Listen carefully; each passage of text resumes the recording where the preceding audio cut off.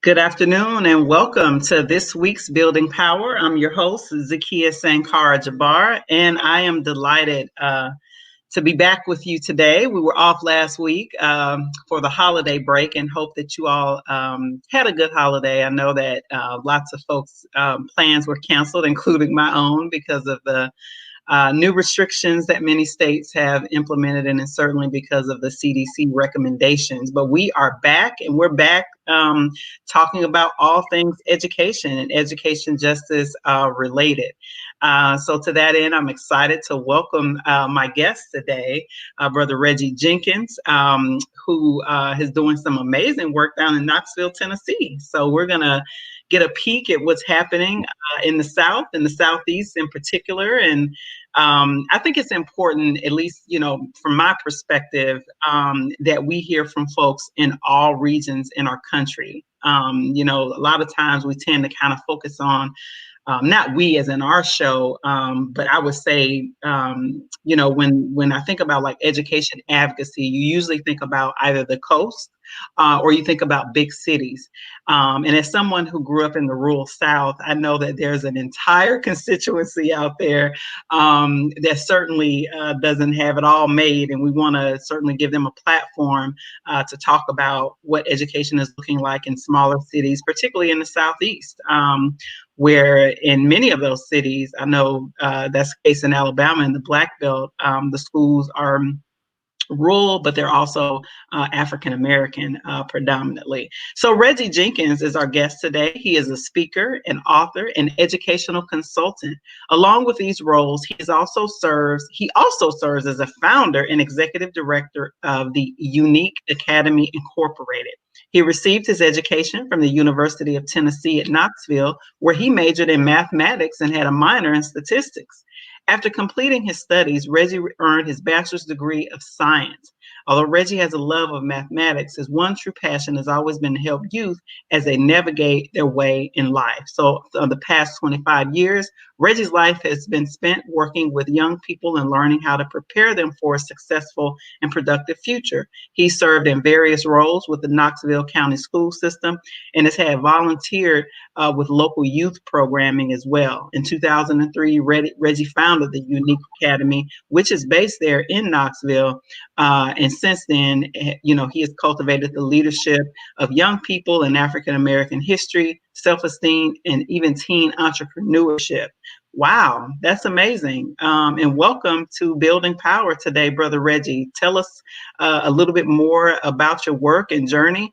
We're excited to learn more about what's happening in Knoxville, Tennessee. Well, first and foremost, I got to say thank you, Zakia.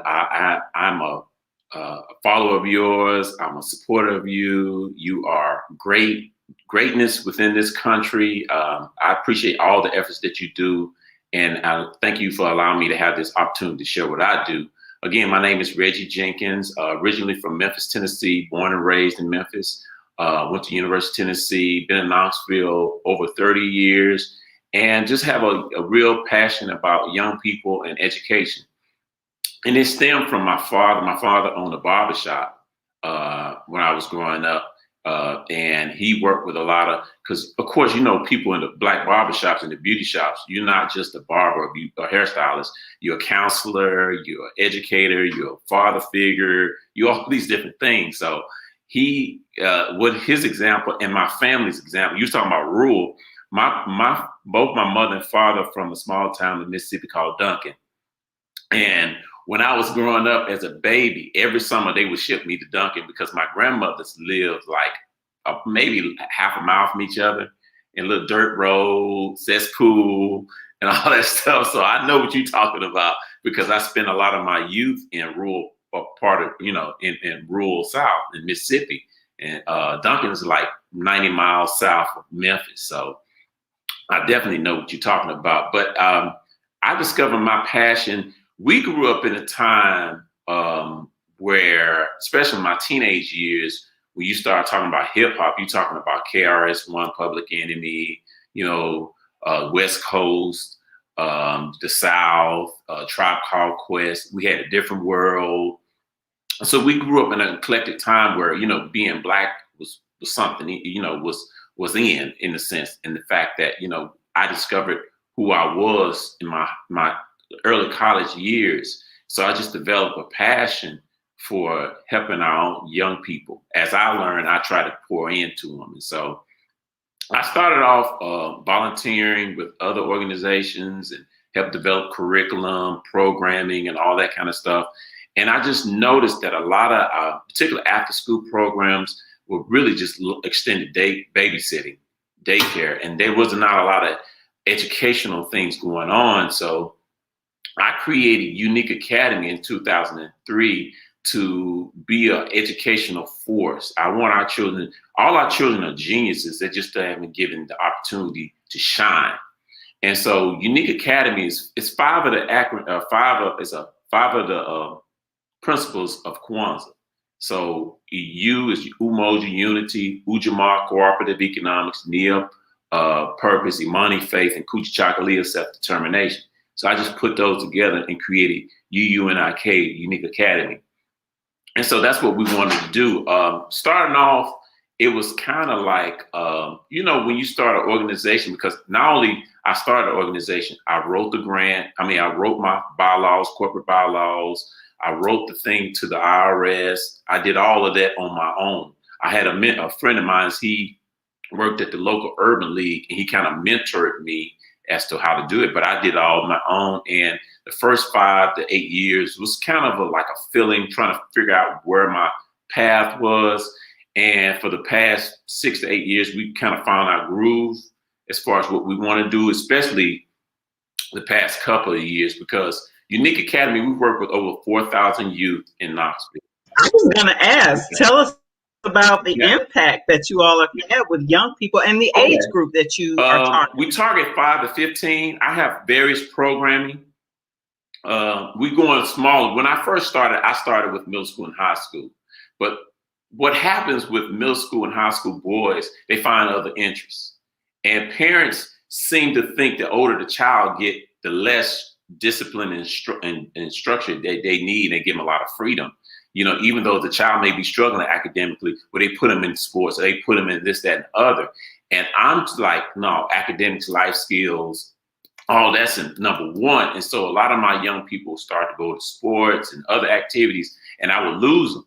And so what I had to do was go younger, because the younger children wasn't as involved in other things. And so, like I said, we work with 4,000 youth, and I'm gonna tell you some of the programs that we sponsor. We've had a thing called Calling All Males Youth Conference. We've had over 700 young boys. Every January, we will have a conference at a local museum here where we get 50 to 70 young people at a time. And what I do is I get men to come in and do various workshops, whether it be law enforcement, whether it be financial literacy. We'll do a physical fitness piece. We'll do a historical piece, knowing your worth and self-value. So I wanted to be a day where it's at least 10 men surrounding these boys, and we just have a sharing. We do workshops, but we also give them the time to, what's on your mind? What's some of the things that's pertaining to you, that's important to you, that you want to share in a safe space? So we do that. I do ACT prep. I do ACT prep twice a year, and then we're going to do it online, particularly for students 8th to 11th grade. That's amazing. I even have them as 7th grade. I just finished one in October, and I had a couple 7th graders in there. I'm trying to get young people exposed early, because typically people start thinking like, okay, 11th, 12th grade, you have to think about college. No, you need to think in middle school. I know by the time your child in the 4th, 5th grade, whether they can get to that level or not. That's not exact science, because some of us are late bloomers, but typically you can tell if your child is into it academically by the time they 4th or 5th grade. And so I think even with the babies I serve right now, I teach 5, 6-year-olds ACT words. I get them ACT words. I get them exposed early, because that's when you got to start planting that seed. So we do ACT prep. About 5 years ago, I started STEAMy's Summer Institute, because again, between August and May, a lot of these children go to school, then they got all these activities in the afternoon. So it's hard for somebody like me to get them in during the fall and spring. So I catch them in the summer. And so I started a summer learning academy. So a summer school in a sense. It's 7 weeks, and it's targeted 5 to 10-year-olds. And what I do is it's called STEAMI. STEAMI stands for Science, Technology, Engineering, Arts, Math, Innovation. It serves two purposes: to strengthen the academic core, because a lot of our young people are struggling academically, and to introduce them to the world of STEAM. And we do field trips to Oak Ridge National Laboratory. I bring in chemists. I bring in various people. So a 5 or 6 or 7-year-old can already be inundated with STEM, because it's where we are right now. I tell children, if you can thumb hustle, I call it thumb hustle when they play these video games. If you can thumb hustle, you can learn coding. You can learn the science behind that game and create your own game. You know, that's it. Yeah. And so we have to start doing that with our children. So I started that 5 years ago, and we did it this summer. Actually, I had 16 boys this summer in the midst of COVID. A church allowed us to use their facility. We wiped everything down. We made sure it was safe. We had 6-foot tables, one child on each end. They had masks. We sanitized it, and for 7 weeks we had no problems. You know, wow. Kids couldn't come in or whatever. But it was 3 adults and 16 boys, and they learned. They were safe. We fed them, all that kind of stuff. It was from 9 to 3 every day, Monday through Friday, except for the 4th of July week. But and we had no problems. And so that spurred me to say, you know what, I need to start school. I need to. That's what I wanted to get to, because right, you know, we talked about this before we got started. So like, what is schooling actually looking like now for the young people that you've been serving, you know, in your community? And how is that? So tell us the relationship between your organization, if there is one, with the school system there. Is it like some of the demographics, like is the school system predominantly, you know, white? Are the teaching force predominantly white? How do you work with, if you work with the school system? And because of this COVID piece, are schools in Knoxville? Are they out? Are they doing a hybrid schedule? Give us a little bit of an understanding of what's happening currently. Okay, for the first question, I used to work in the school system years ago. And so I kept the relationships with parents, teachers, principals. That's how I get a lot of my students through word of mouth as teachers. So I have a great relationship with like middle school, high school. I even have like a pre-K school that calls me in every year and do a parent orientation. And so I have a great relationship with a lot of the parents. Now, Knox County, I say it's about 66,000, maybe 70,000 students. Majority of them are white. It's majority white. Black people make up less than 15% of the population, maybe around 10, 11% of the population here. So it's majority white. 90% or more of the teachers are white, even in the Black schools. And so they have a real problem here because, you know, a few years ago, they had a disparity studies about suspensions. And in elementary school, like Black children make up less than 10% of elementary school, but they made up over 60% of the out of school suspension.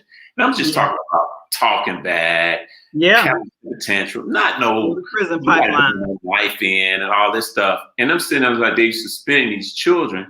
And like every city, the town will have a committee and all this foolishness, but nothing ever comes of it. Never it's frustrating. And so, you know, a lot of parents right now is frustrated now with COVID. It really ticked me off when COVID hit in March, because this town didn't have any really solid plans educating children. Our children actually, before COVID, they pretty much out of school in January because of the flu. They had floods. And they went to school in February, and then March hit, and they was out for 6 months. Now the city did make an effort to feed them, the county schools to feed the children, because a lot of our children depend on schools to get a meal every day. But outside of handing them packages of work that they've already done, they didn't do a lot of efforts to teach them as far as Zoom and all that kind of stuff. Wow. They didn't even get the kids online? They was making up excuse about IEP kids and federal laws. You know, all the kids got to be educated. And so what I did was, I have educators in Nashville, friends in Georgia, And I called around and said, what y'all doing? Like Memphis, and the children was on Zoom. They was online. Right. Here, from March to August, nothing. Now, certain schools were making efforts, and then the county shut them down. The school board shut them down because certain upper middle class parents was like, we need to do something. So the principal and certain teachers made efforts to do it, but the Knox County school shut them down. So for 6 months they wasn't doing any of that. Now I got to give you something else, Akia. Before COVID, and I got this stat, the Tennessee Department of Education come up with this school report card every year, every 2 years. So the last report I dug into, over 80% of Black students here between 3rd and 8th grade are not proficient in the areas of reading, math, like 60% of them are not proficient in science. So they really struggling here. This before COVID. And so they didn't make a lot of efforts, which led to my frustrations for the students. So I was like, I got to do something to step up. And so, like, even right now, there's like 60-some thousand students, about 20,000 are virtual.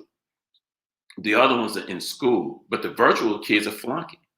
They're flunking. Yeah, I saw that. I've been seeing that the virtual kids, there was a report that came out. I'm in the DC area, and there was a report that came out, the Alexandra City Schools, which is in Northern Virginia, that flunking was up 83%, yes. And they're all virtual. All the schools, like even my kids' school here in Maryland, they're all virtual, but we have teachers unions that are actually fighting to keep the schools all virtual, despite the fact that it's not working for literally the majority of young people. Even though you have public health officials, I believe, including even Dr. Fauci, that it says schools need to open. They need to open safely.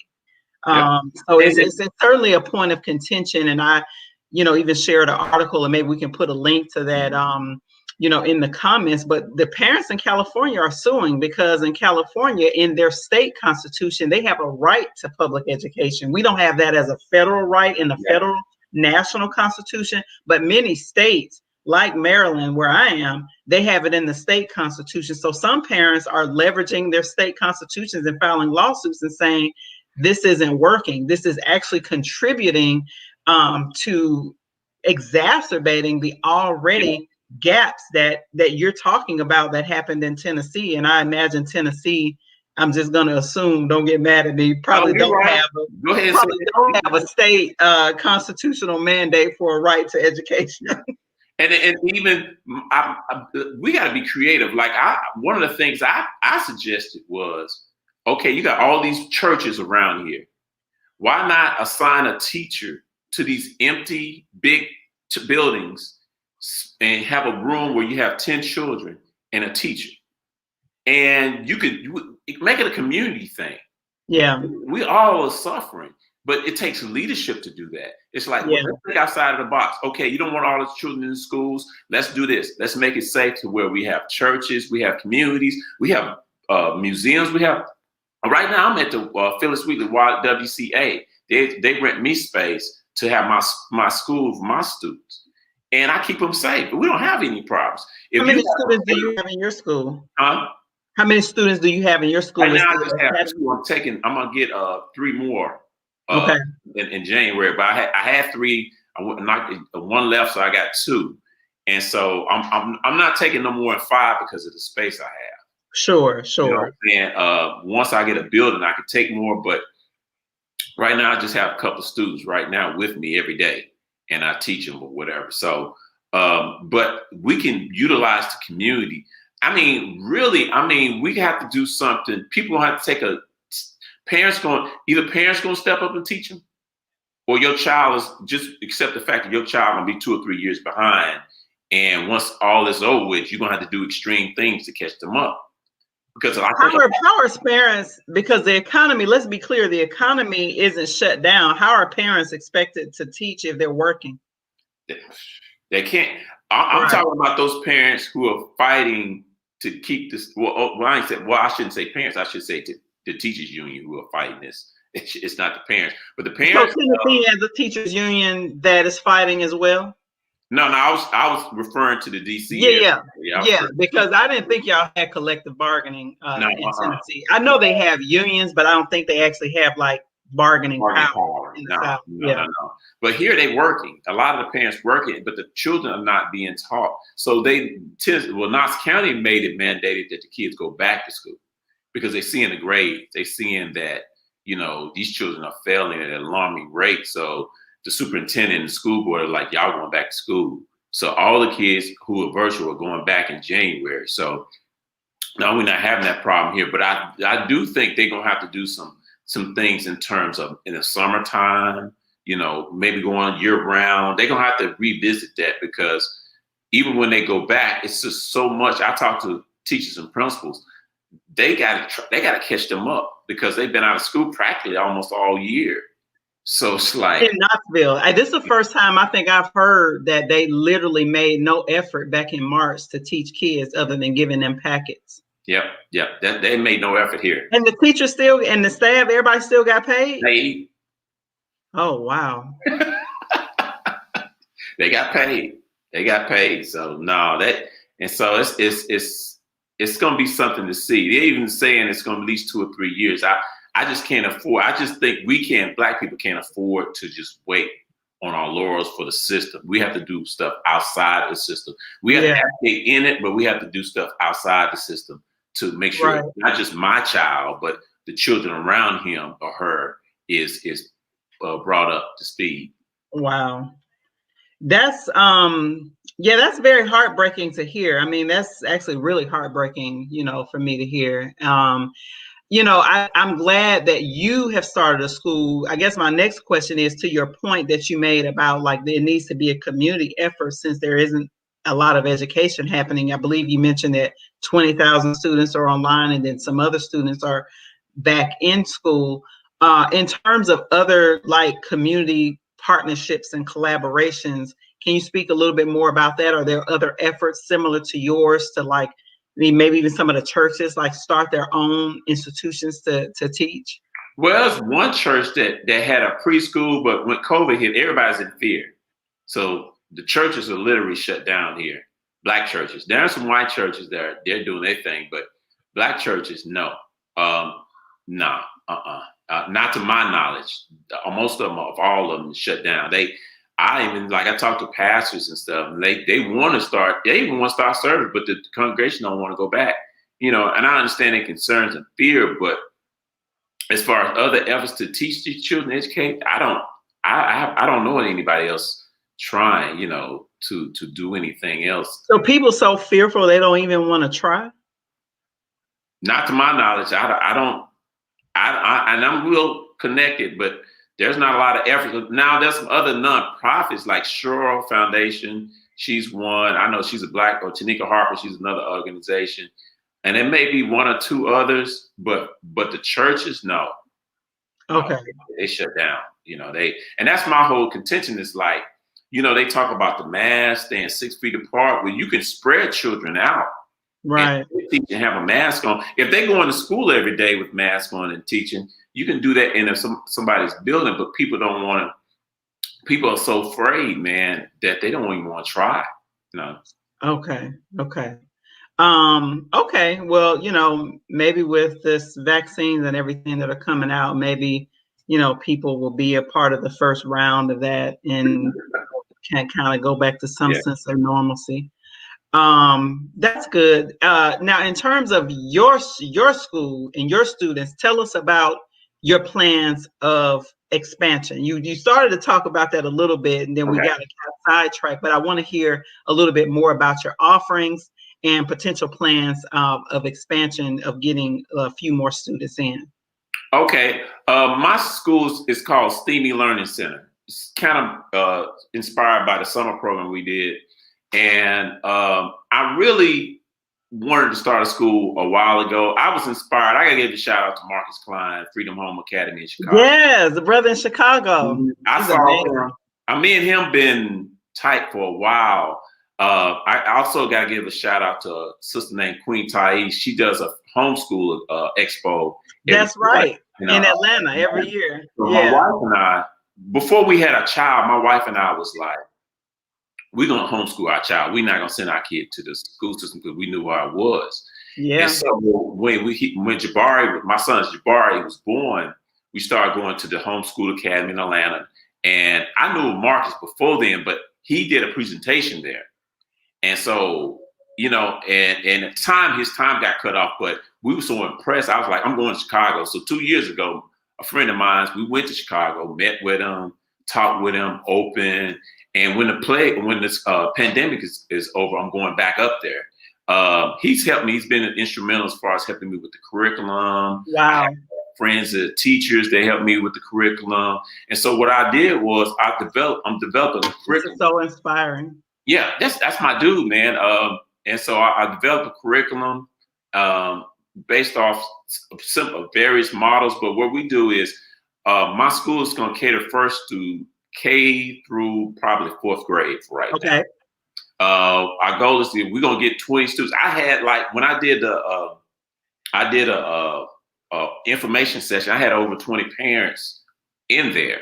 But because of financial stuff and whatever, they couldn't commit to a time, and the financial thing but they really interested in the school. And so I just started with 3 or 4 students just to build. My first year, since COVID is going on, I just worked with a small group and developed my curriculum and everything else. But what I want to do, like I said, I'm probably my first year in 2021, once I get a building, is to have probably 20 kids. My goal is my school would never have no more than 50 children. But what we're going to do is create a system so we can satellite it, so I can create other schools. Because I have parents in Nashville, Memphis, interested, because people know what I do here in Tennessee. So they're interested in me, say, when you do that there, can you come here? So I want to create a system of education to where I can train somebody to come in and do the same thing similar to wherever area, but we'll always keep the schools like 50 or less. And so we'll do areas of African-American literacy, phonetic skills. We'll deal with, of course, the math. It'll be accelerated math, grammar. I have a Spanish teacher. I just signed a buddy of mine. He's a jazz pianist. He's going to teach piano. Wow. I have the arts in there. Huh? I say, got to have the arts in there. Yeah. So I got a pianist in there. I got a retired electrical engineer. He comes to my babies every week. He's committed long term to come and teach the STEM. Teach about accelerating electricity and all that kind of stuff. So I want to incorporate the community, because every city we have resources of people who are whatever. We just don't bring them in. And I'm gonna have a private school. I'm not gonna be a charter school or anything. Like, I'm gonna be a private industry, so I can do whatever I want. And I even called the state of Tennessee about the requirements, and they was like, for my nonprofit Unique Academy, they was like, you can have a school within the nonprofit, so long the nonprofit stay in good standings with the state. We good with that. And so the Learning Center is going to be under Unique Academy umbrella. And that way you can raise money to support the school, and it's tax deductible. Yep. That's brilliant, brother. Yeah, and matter of fact, Zakia, in August, I started Drive for 25. Okay. If you go to my website, you'll see Drive for 25. My goal is to get 500 people to donate $25 a month.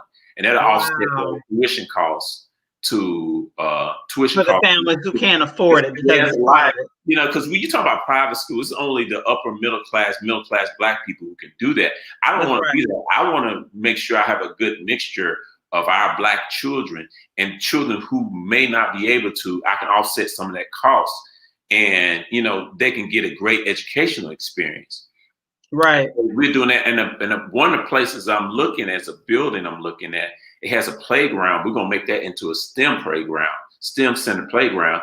And we have another playground where we're going to make it into a greenhouse where they can learn how to I can bring somebody in to teach them agricultural stuff and stuff like that. And I want a technology. Wow. We're going to have a technology center to where I got a young man, he's in high school, senior in high school. He teaches coding. So we had a coding class. I started this fall with a coding class for about 4 students between 9 and 15. They loved it. So we're going to continue that as well. So what we're doing with my school is I want to generate different revenues of income to feed the school. And I even have a young lady, Dr. Stephanie Hill. She has daycare in Memphis, but she's also she's helped start three charter schools in Memphis, one Mississippi, as far as the operational side of things. So she's working with me too to make sure that I have all my ducks in a row, right? Wise. And so yeah, it's a community effort, man. And like I said, that because I listen to you and previous people talk and all these educators. And I'm like, we need more private schools, and we need to figure out how we can do this ourselves. Yeah. You know, and I think, in the spirit of, when the charter movement kind of like first started, I believe, that was at least some of the spirit was that you can still reach the kids that you want to reach who can't afford a private school tuition. And still be able to have the autonomy around curriculum and some of the things and teachers you want to hire, because, in public schools, there's a lot of bureaucracy that kind of pushes back on some of the innovation that people wanted to do. Now, there's a lot of, as you know, controversy around public versus charter now. And there, certainly have been some areas of contention, even when some charter schools, especially the big chain charter schools, who are not necessarily living up to that standard of what the community actually wants. And what you're talking about is actually community centered. And actually, what I believe families would kind of gravitate to. But I love the fact that you're looking at different models to be able to support and sustain the school without having to compromise it by accepting, funding, large monies, large grants. I mean, I know the game. I know that if somebody donate $1 million, they want control. No, if I can get 1,000 people to give $1,000, I got my $1 million. You know what I'm saying? I don't have to get it from one source.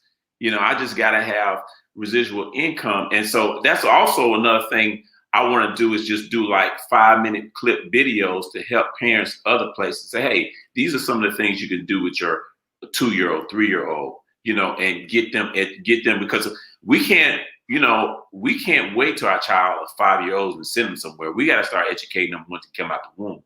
Yes. Well, even that's something Amos Wilson constantly talked about. Yeah. Yeah, we got to educate them in the womb. When they come out, we got to talk and enunciate. Talk to them. Show them cards, flash method. I understand, like when you're a baby, when the children are young, the flash method is great. But when they get older, we stop using the flash method. It's like, teach them flashcards and stuff like that. Whatever. Teach them with music. Develop a program. So yeah, I want our children. I'm in the business of making geniuses. We got enough athletes and entertainers in our world. We need geniuses. We need problem solvers. Like Flint, Michigan, the water problem should be solved by some 18, 19-year-olds who studied that for 5 years and say, here's this what we can do. We can use recyclable this, and that other. We waiting on other folks to solve our problem. Our children are the ones who are going to be those problem solvers in this world. You know what I'm saying? That's what we got to train, but we got to give them a safe space to where their brains can just flow and come up with the ideas. That's another brilliant point that you make, because a lot of times, and we don't talk about this very often, is that the traditional schools, everything is so rigid, right? Mm-hmm. Like it's actually like industrial. It's like, the single file lines, there isn't a lot of encouragement unless you are in a different kind of like, school that somebody paying $50,000 a year for. But the schooling, in terms of, there is a lack of encouraging young people to have critical thinking skills. Everything is very, very rigid. And I'm saying from my experience as a parent, like even watching, like even preschoolers, everything is like so controlled and manipulated. We need the kids to do this instead of allowing kids to be free, to encourage free thinking and to allow them to like go to what they're actually interested and attracted in and cultivate that and build that up. You're right that we do have a lot of kids who are geniuses. It's just that unfortunately, I think a lot of times school actually stamps that out. Yeah, they kill the spirit. They somebody said decades ago they call them the killing fields because they kill that spirit. And I mean that's what they do. It's the current public schools was designed in the 1800s. This is a great book by John Taylor Gatto. It's The Underground History of American Education. Great book. John Taylor Gatto was this award-winning New York teacher.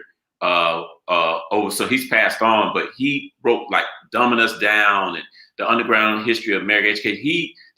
They call this man, and he researched the history of American education.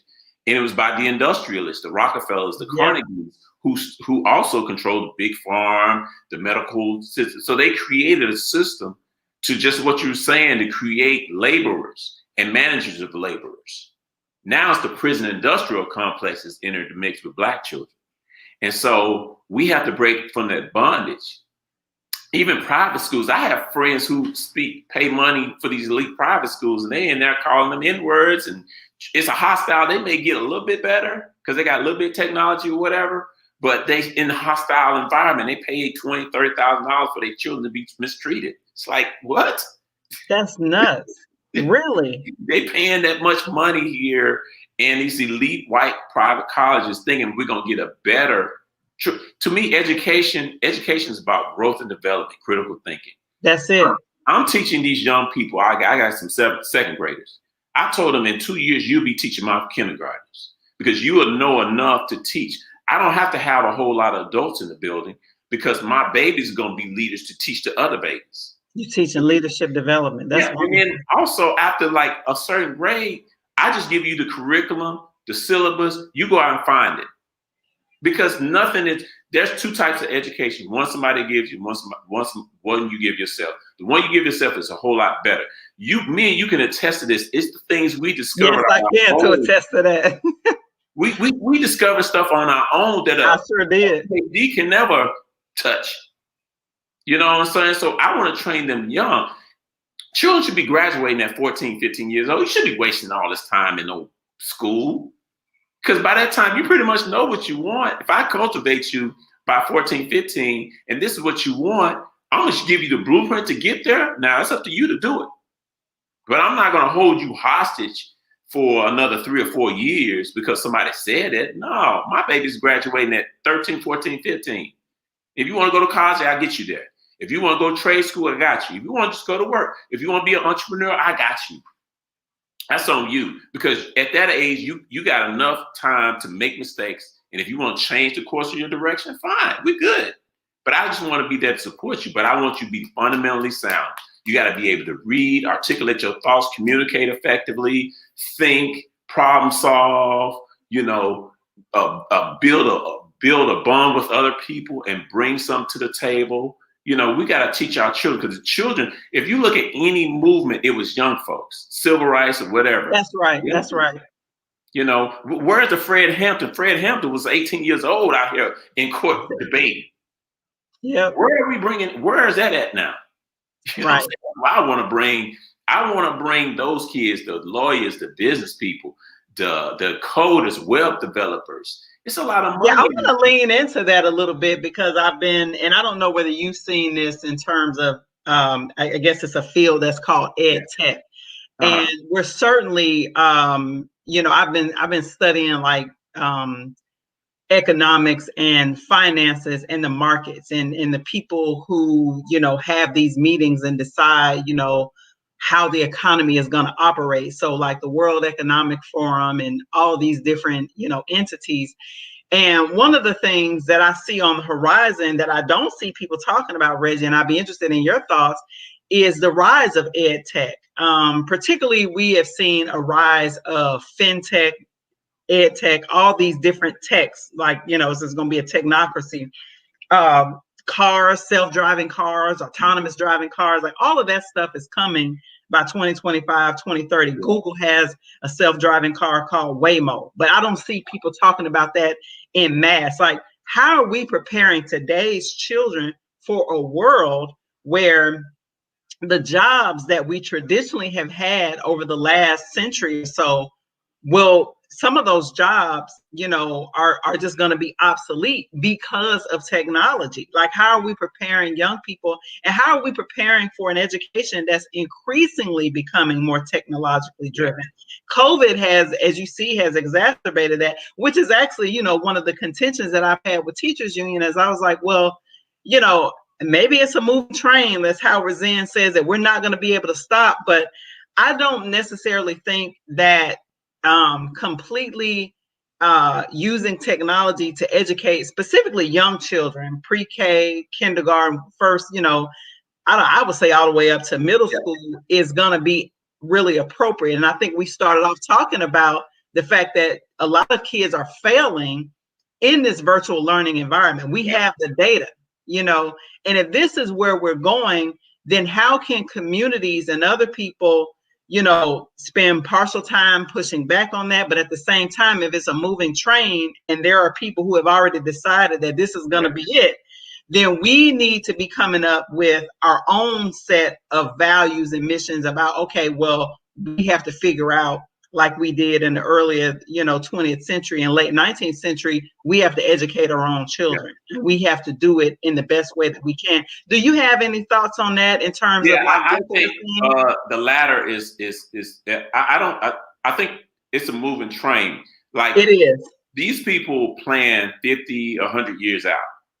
When you talk about the World Economic Forum, this is a group of rich white boys and a few colored folks in the mid planning, mapping out what their vision of the world is. But that's not necessarily have to be reality. What we have to do, we have to practice Sankofa. Go back 100 years. We had over 600 townships in this country. We got to go back to that and just create them small. We don't have to, like, I can be in Knoxville and connect with you in DC, connect with somebody else, and we create a village to where we create little things to where your child needs something, I got it. If this child needs something, I got it. Resources, that kind of thing. We can do that. But at the same time, locally, we can affect. For me, this is how I see, like in Knoxville, people didn't believe it until I created it, and I was consistent with it. Now Now, when I say open a school, people believe in me because I've been consistent for 17 years doing what I've done. I've affected their child. That child went to college, or they married, or whatever. I have children who have children. I'm working with their children now. Wow. And so it's that consistency. Marcus Klein says repetition, intensity, and frequency, RIFs. We just have to be consistent with it. But we have to build our own Noah's Ark. It's about to flood for Black people. It's flooding Black people. It's flooding now. Here. So we got to create our own arcs. You know what I'm saying? And I tell you this, Akia, my model is Chick-fil-A. Chick-fil-A as a restaurant has a system that none of them other fast foods can touch. They have less stores per capita than McDonald's or whatever, but they make more money per store than all the sure do. You ever seen them lines at Chick-fil-A? It's ridiculous. And I could never figure it out. Like, why is this place always packed? If you study the science to it, it's really like McDonald's. It's really not about the food. McDonald's don't make the best burger. McDonald's just have the best real estate. They are strategically placed in areas where there's a lot of heavy traffic. Yeah. So people gonna come. Chick-fil-A, it's the environment, it's the customer service, it's the whole package. People buy into those feelings. If somebody treats you like a $1 million, you give your whole wallet to them. If you go on the street terms, you talk about pimps. The best pimps are the ones who got that psychological, got that charm, smile. He can make you mad one minute, next minute, and just take all your money after working. That's how it's psychology, industrial psychology. Psychology. That's funny. There was a class when I was in college that was offered. It called industrial psychology. And I remember it was an option for me to take, and I decided to take abnormal psychology versus that. But I remember reading the description like, oh, this sounds interesting. But that's exactly what it is. And so, but same thing with educating the children. If I make the experience to where your child wakes you up and said, Mom, we got to go to school. I got to get to school. Something's about to happen today, or just that and the other. And that's the opposite of what kids do. Yes. They hate the thing about it is, I'm a Black man. You don't see that. A lot of these children don't see Black men teaching them. I want That's black real. boys and black girls at my school because they should have the experience of black male nurturing. You know, Yes. our children ain't being nurtured by men. Some of them, a lot of them are not. You know, they don't know how to be educated in a safe space, talking about Madam C.J. Walker or Ida B. Wells. My children talk about In Hotel. We talk about Queen and Zinga. We talk about this, that, and the other. I want them to know those people. I want them to right. build in a safe space and understand that, no, you know math. You are math. Your ancestors created this. You can do Right. this. You know what I'm saying? And just have them feel that way. We have a unique pledge that they have to say every day. Who am I? I am unique. I'm like an eagle soaring through the sky. I am great. There's no need to wonder why. I'm a smart, handsome, determined young brother who was born to win. Failure is not an option. I'm a leader, not a follower of fools. I'm unique. The path of greatness is what I choose. I'm a winner. I will never quit. I strive to be a responsible adult, not a grown male. I strive to be in control. I will not fail. I'm unique. I love the person that I am. I'm a unique male striving to be a unique man. I got to say it every day. Every day. That's affirmation. That's right. You know, even my former students who are 35, 25, 30, they know that. You know, because I drilled it in them. You know, we got to do that for our children. If they can know all these songs on the radio, they can learn this stuff. So that's beautiful. We have to create our own alternative. You know, power is, to me, like the elections. A lot of people are upset. Jim Clyburn, all these people are upset because Biden's doing what they do. You know, you expect some because you gave all this to them. Now you ain't getting anything. Power Absolutely nothing. I read that article yesterday. The civil rights leaders, the Mark Morial, Derek Forward from the NAACP, and they like, well, we don't want veto power. We just want to be consulted because Joe Biden is doing his thing. Like, he done already used y'all. Y'all done funneled all these black votes into Joe Biden. Now they've gone on and doing what they're doing, and everybody complaining, well, he ain't appointing that many black people to his cabinet positions. And then people dragged Ice Cube. I keep going back to this because he actually put up a platform that was for the masses of black people and not just a few black people to get certain positions. Don't get me started on politics like we would treat religion. It's an emotional thing. It's not a critical thing. And it's got to be logical. And it's you got to think about it. You got to understand. It's Zakia, it's crazy to me that black people know when you talk about money, you diversify your money. You don't put your money in all this stock and this mutual fund, this bond. It's funny, we know that in terms of our money, but when it comes to politics, we got to be all in on one side. And it makes no sense. Nobody does that in any other area of life. Thank you for making that money analogy because people will get that. You know, because no, you don't put all your money in one stock. Every financial advisor will tell you are a daggone fool if you did something like that.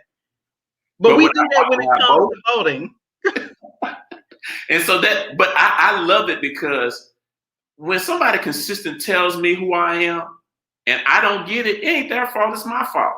Yeah. I'm consistently, this dude's been in office 40-something years. He built his platform on locking up, incarcerating, kicking it with Strom Thurmond, segregationists. And nobody changes at 70-something years old. We don't have no come to Jesus meeting at 70-something years old. You are who you are. Now, that doesn't to say I don't negotiate and do business with you. I just go in the game knowing who you are. That's it. I got to have certain mechanisms in place to when you start acting up, I yank that. But I'm going to tell you this, these young people coming up, because a young person, she's in a private college in up in the Northeast. She interviewed me. She said, young people ain't having it. They see what it is. We're not going that route. These 20-some, 19, 20, they're not going to be like us. They're not going to be like the people around us. And I'm so inspired by that. I am so inspired by that. They're not loyal to a party. And that's the other education. I got to see, for me, I got to put political education. I got to put civics back in elementary school. We have to. All the way in elementary school. We got to start teaching it to our kids, even in elementary school. That's what I'm going to put civics back. My children going to learn civics. You know what I'm saying? I have another motto. Read it, write it, learn it, teach it. In order for me to teach it, I got to learn it. I'm going to relearn what I did. You know, a lot of stuff I forgot. I have to relearn it. You know, you write it, you learn it, and teach it. At the end, you got to be the teacher. Everybody has to be the teacher. Everybody has to educate somebody.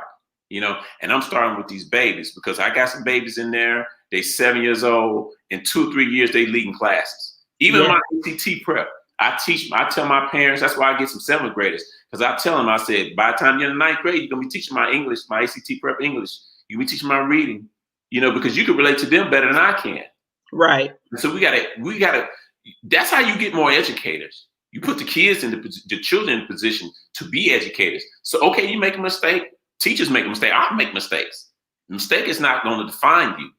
You know what I'm saying? And so you put them in that space, and that's how we change the game, because those children would change the game quicker than I can.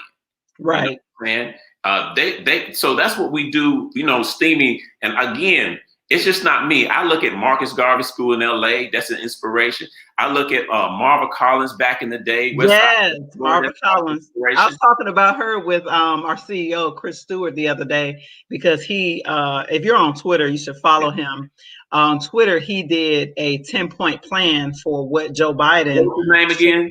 Chris, the CEO's name is Chris Stewart, but his Twitter hashtag is called Citizen Stewart. So if you follow him, and he did a 10-point plan for what education should look like under the Biden administration, and he laid out these things, and he got a lot of pushback, from teachers and union activists and things like that. But that was a critical point. And one of the things that they said to him, well, are you an educator? Have you ever been an educator? They love to throw that up to people as if parents' observations of their children, right, has no significance, and it does.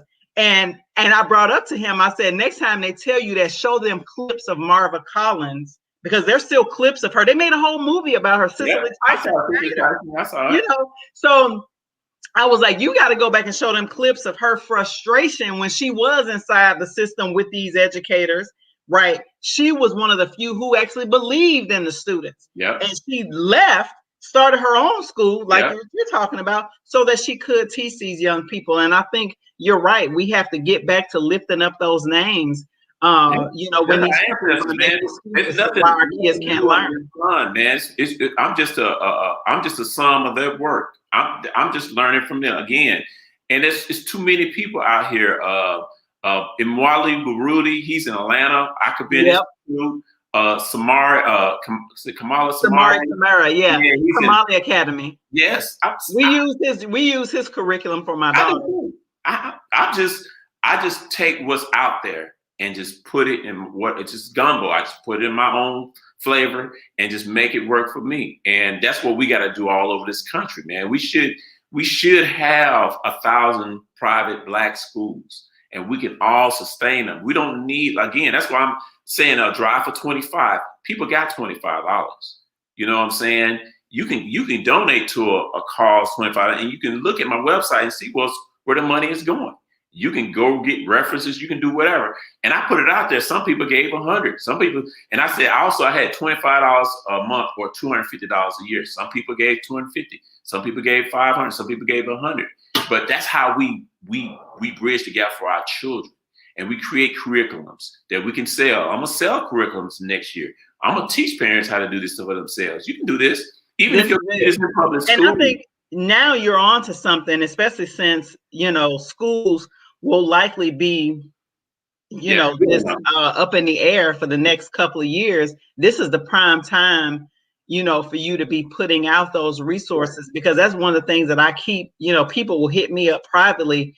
Do you have access to any curriculum for this age group? Do you know of this? And I've been normally just sending people to Samari Kamara, because he already has his website out. He sells his curriculum, and he does it, K through 12. And I like the fact that he actually focuses on elementary school, because that's the thing. It's like there's a bunch of curriculum out there, for middle school and high school, but you had a hard time finding curriculum elementary in the elementary school. And so he's one of the few people that I knew that actually had his already packaged up where it could be sold to people. And that's the other thing, I'm not against online learning. I just don't think that should be the end all be all. I think that for the children where online learning actually works for them, by all means, let that be a part of the repertoire. But that for us to move in that direction, that's going to be pretty much the only form, And then you know, like every parent got a grandmama, a great aunt, or somebody that ain't working. That should be a family forum and say, okay, our baby's got to learn.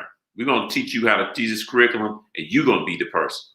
You know what I'm saying? We all got family members who are unemployed. See, we can create stuff for our people. Yeah. We got maybe an 18, 19-year-old male at the house unemployed. Okay, well, you can teach. While you find your job, you can teach such and such. You know, we can take shifts. Mama got the early shift. Daddy got the late shift. Grandmama got this Saturday shift. We can work it out. We can open our minds and say, look, we can do it. What did Marcus Garvey say? Up, you mighty race, you can accomplish what you will. That's right. Will, if you want it bad enough, we can get it. And so, again, I just want to be that vessel to say, here, we can do this. You know, I'm the type of person, if I don't know it's IKEA, I'm going to find out about it. I know somebody that knows. I'm not going to accept not knowing. That's just not in my repertoire. So we got to educate our children, man. There's nothing else. Again, parents, and I'll say this, parents, you have to reprioritize all that extracurricular stuff. And Johnny can't read. You're gonna have to, and see, oftentimes parents don't want to be the bad guy. You know, their feelings get in the way. You're the mama, you're the father. You ain't here to be their friend. You're here to do a job. Your job is to get this child to womanhood and manhood and be all that it can be in this world and give it back to the world. Your job ain't to be their friend. So you got to make difficult decisions. That's right. You have to, you know, and parents call me going to the schools and they want to, I've sit in plenty of parent teacher conferences because parents ain't comfortable like that. Right. System. I sit there. I say, they don't know what I know. I've done that too. Like go as a support with the parent. Yeah. Yes, we got to do that for each other. We have to do that each other. We have to come up with scripts for our parents and say, this is what you ask. This is what you look for. This is what they should do for your child. You know, there's information out there they should be doing for your child. And if you don't know, make them, you ask them 1,500 times until it's clear in your head. Right. Intimidated by the system. You are the system. I tell my parents, you are the educators. They are on your payroll. They supplement you. Right. You know what I'm saying? The schools actually, you the educator and they're the supplement. They're just helping you out. Right. Change that thought process because they have PhDs and that don't mean nothing to me. They're a human being. She's a woman. He's a man. Oh yeah, you love Chris. That was his point, you know, in terms of, because they'll throw that up in a minute. So, well, I have a PhD in this, and it's like, okay, but I'm the expert on my child. Thank you very much. You know, this has been great, Brother Reggie. We're at, you know, time today. You know, we definitely tell the people how they can support you and support your work, where they can find you. How can people find you? We've already, I think, linked to your website in the comments, but, you know, just go ahead and let the audience know a last word, and we'll be happy to have you back on at some point. Yeah, I would love to be back. My name is Reggie Jenkins, Executive Director of Unique Academy. I also have Steaming Learning Institute. My information, you go to my website, uunikacademy.org, or you can email me at info@uniqueacademy.org. You can contact me by phone, 865-384-4475. I'm on Facebook. I'm on Instagram. I don't usually use my Twitter account that much, but I do have a Twitter account. So you can just UUNIK. You ain't gonna find nothing else. Just Google search that, and I appreciate the opportunity. I love what you're doing. I'm a great supporter of yours. You keep pushing, fighting a good fight, and we'll talk soon. That's right. Thank you, brother. And I want to invite everybody back next week. We'll have a show next week, and then we'll take a break the rest of the month, the holiday break season. So thank you all so much for watching today. We'll see you.